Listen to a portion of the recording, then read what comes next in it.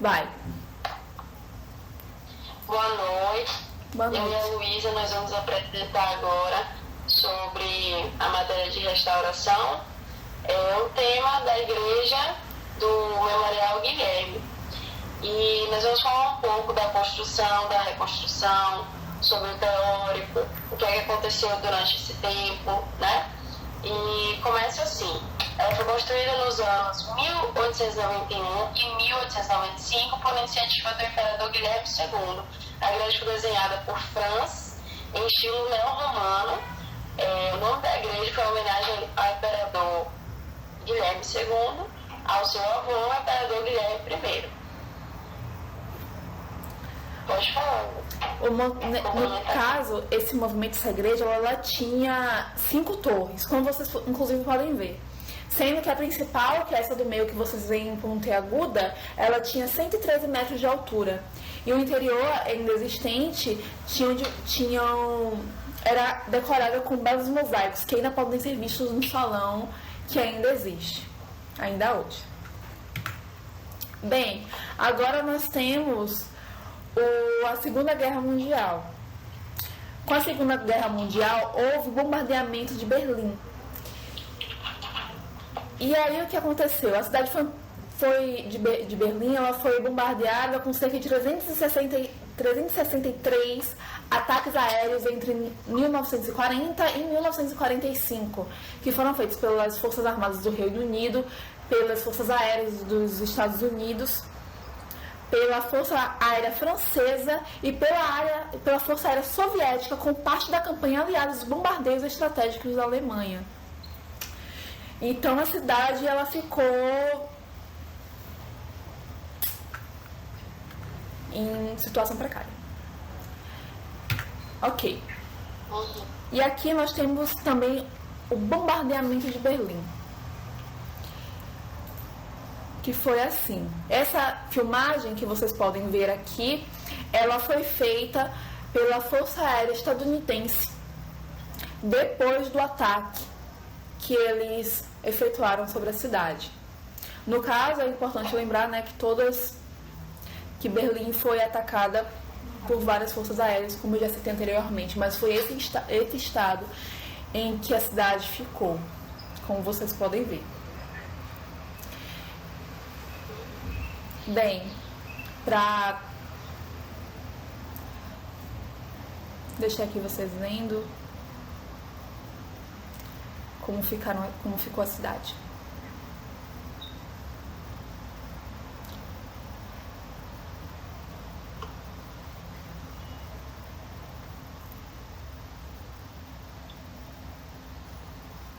Tá passando o vídeo? Tá. 4 segundos. Bem, e esse aqui é o antes e o depois. Vai estar... Pode explicar, já que tu falou do bombardeio, eu falo do restauro. Isso mesmo. Ah, tá. Ok, então.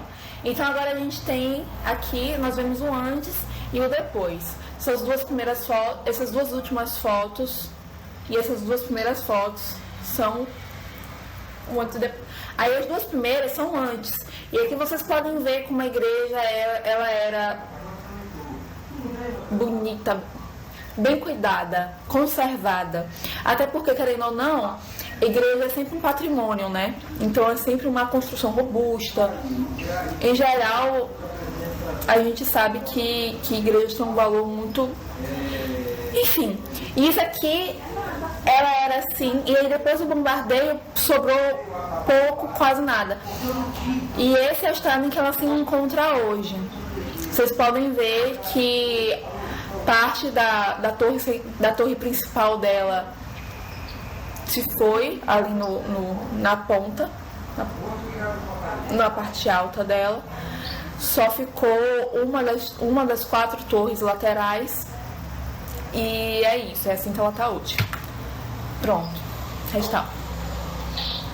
Então, quando a gente vai falar do processo de restauração da igreja, a gente cita Husky, né? E o modelo que ele defendia e como que prosseguiu o restauro desse memorial. Por quê? Husky falava o quê? O que é que ele defendia?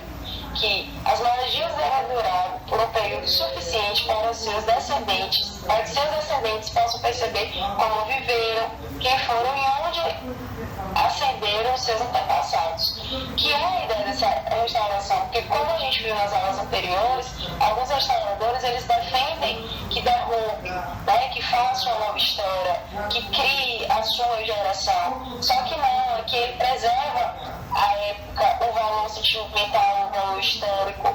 Ele vê como uma peça que tem que ser uma relíquia e tem que ser cultivada, ela tem que se manter do seu estilo original, até porque é uma memória, né? E foram vidas que passaram por ali. Tem uma história, tem um peso, e até porque se você não mantiver essa linha, futuramente ele é esquecido. E não vale a pena uma obra dessa, uma história dessa ser esquecida, né? Sendo que o poder estava no mundo restaurador. E da população também que pode vir, né? Desde que é um momento histórico.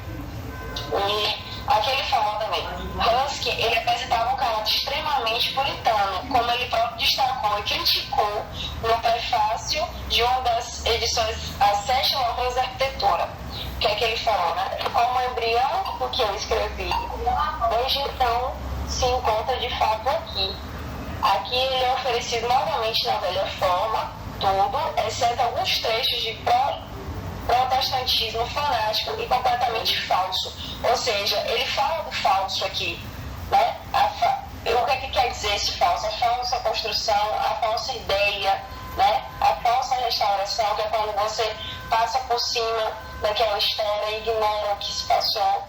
Então, o restauro dessa igreja foi baseado nisso. E Ruskin é o que melhor defende. Exatamente. E agora, memorial, né? E aí, vou até puxar aqui por cima. E aí o que nós temos? Com a questão desse restauro, de acordo até com o Ruskin, a gente tem a memória viva, a gente tem a memória palpável. E foi justamente isso que fez com que essa igreja fosse tão estimada pelo povo alemão, principalmente de Berlim. Ainda que eles hoje não sejam de maior parte ateus.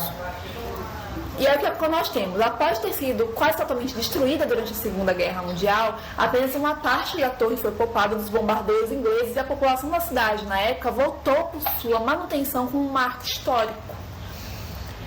Nos anos de 1960, foi construída no local uma nova igreja e o complexo foi adquirindo cada vez mais um significado político. Seu exterior, enfim, eu vou falar logo sobre essa parte. E aí o que acontece? A gente tem essa igreja, os escombros dessa igreja, como um marco histórico, porque conta a história da cidade. Então aquilo ali tem um significado. Então você passa de uma igreja para um memorial, porque aquela ruína, aquela igreja mantida do jeito que ela está e conservada do jeito que ela está, para mostrar a história, tudo que ela tem, assim como a colega falou agora, eu sei seu nome. Como a colega falou agora, isso mostra a importância desse tipo de restauro, que é manter o que existe de forma a mostrar a história por trás dela. E aqui continua, seu exterior destruído e enegrecido pretende recordar a incerteza da guerra. No interior, uma pequena exposição mostra algumas fotos da época em que a igreja foi destruída pelos bombardeios. Então a gente tem um ressignificado. Esse restauro trouxe um ressignificado sobre aquilo que já existia. Porque também poderia ser muito cômodo. Já estava tudo destruído. Um passo a mais se faria algo novo e poderia sim criar um significado. Mas a importância de se manter a história, de saber de suas origens, de manter a memória viva, traz a importância para aquela igreja e a transforma em memorial. O que, até para a cultura da alemã faz mais sentido do que a igreja. E aqui a gente tem essa notícia: a Igreja Memorial pode fechar suas portas em Berlim. Após ter sido quase totalmente destruída durante a Segunda Guerra Mundial, apenas uma parte da torre foi colocada pelos bombardeiros ingleses e a população da cidade na época votou por sua manutenção como marco histórico. Foi quando eu falei no slide anterior que a população não pode intervir, desde que seja um patrimônio histórico, né? Como aqui, a população da cidade na época votou por sua manutenção como marco histórico. Isso é um ponto principal também, né? É um fator relevante sobre essa restauração. Nos anos 1960, foi construída no local uma nova igreja, adquirindo cada vez mais um significado político. Seu exterior destruído e enegrecido pretende recordar a insensatez da guerra. No interior, uma pequena exposição mostra algumas fotos da época em que a igreja foi destruída pelos bombardeiros, que foram muitos, né? Como o Isa já tinha explicado. Você quer falar essa? Que sem querer acabei falando o seu parte. Pode ir, não. E aqui a gente tem uma notícia falando que a Igreja Memorial pode fechar as portas. No caso, o que ocorre aqui é o seguinte: a torre, que até 1943 tinha 113 metros de altura e agora conta com somente 68 metros, nunca foi totalmente reformada e precisa de reparos urgentes. Sua estrutura foi abalada pelo tráfego intenso e constante de veículos ao longo do movimento da avenida Kurfürstendamm, não sei falar isso, onde está situada. Inicialmente, os custos da reforma haviam sido avaliados em 3,5 milhões de euros, mas devido à contínua deterioração, agora a fundação estimula o valor de 4,1 milhões de euros. Com uma dívida pública que já soma 60 milhões de euros, Berlim comprometeu-se a arcar com somente 1,5 milhão. A cidade espera agora obter uma contribuição do governo federal. E aqui entra uma crítica, né? Aqui é onde está localizada a igreja, né? Com a localização geográfica dela hoje, com essas construções novas. E aqui a gente entra uma crítica sobre até a questão mesmo do restauro, de que é importante a gente pensar nele de uma forma que ele consiga sobreviver a tudo que está por vir. Porque quando a gente faz uma construção imaginando que ela vai durar ali no mínimo 200 anos. Quando... Só que tem os fatores que acontecem ali no servidão que não dependem de quem fez a obra, né? Com certeza. Não tem como prever uma guerra mundial no seu país. Eu não preveria isso no Brasil. Imagine eles na época do reinado. Enfim. Com certeza. E aí, quando nós entramos no restauro, a gente também tem que pensar no futuro. Porque não era possível prever uma guerra naquela com as dimensões em que ela existiu. Mas quando você tem uma obra de restauro que não consegue se estabelecer até os dias de hoje, fica um pouco complicado. Então, querendo ou não, a gente tem que pensar de forma que ela dure e seja mais resistente. Enfim, uma outra crítica aqui é também com relação à verba. Porque nessa notícia diz que o custo da reforma para manter a igreja, o memorial, é muito custoso. Mas os alemães reclamam que existe verba para fazer construções novas, só não existe verba para poder ajudar essa igreja a ser reformada. Então também existe uma questão do jogo de interesse. Até que ponto o restauro é interessante, no sentido financeiro. E é isso, terminamos com essa crítica. Obrigada. Obrigada, tchau, tchau. Tchau.